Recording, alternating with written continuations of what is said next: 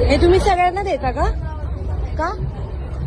परिवारामध्ये शांती नाही, पती पती मध्ये भांडण आहे, तलाक आहे, मुलं छोटे छोटे 10 वर्षाचे दारू पितात, ओके. मोबाईल पासून हा. छुटकारा पाहिजे मुलांना. मग त्याच्यासाठी चर्चमध्ये जायचं. चर्चला तुम्ही विश्वास करा, चर्चमध्ये जावा. पण आम्ही हिंदू आहेत ना, आम्ही कसं विश्वास करणार? पण तुम्ही असं पॅम्पलेट सगळ्यांना नका देऊ. ज्याचं बिलीव आहे ते जाणार.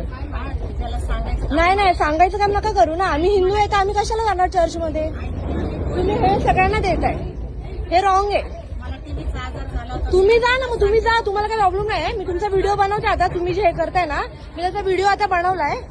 हे तुम्ही जे करताय ना टोटली रॉंग आहे. तुम्ही नका प्रसार करू तुमच्या धर्माचा. आम्ही हिंदू आहे, आम्ही जाऊ.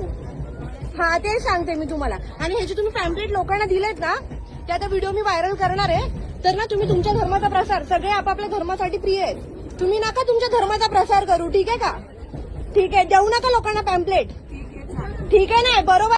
त्यांना देताय, लहान मुलांना घेऊन या. कशाला घेऊन या? कशाला घेऊन यायचंय? हा, मूर्ख समजता का लोकांना? तुझा व्हिडिओ आता मी व्हायरल करते, थांब. लय तुला प्रसार करायचा आहे ना चर्च मध्ये? या थोडं दाखव तुझा, दाखव तुझा व्हिडिओ. मी आता व्हायरल करते, थांब. उतरू लागला नाही, खरं ट्रेन मध्ये उतरू आहे.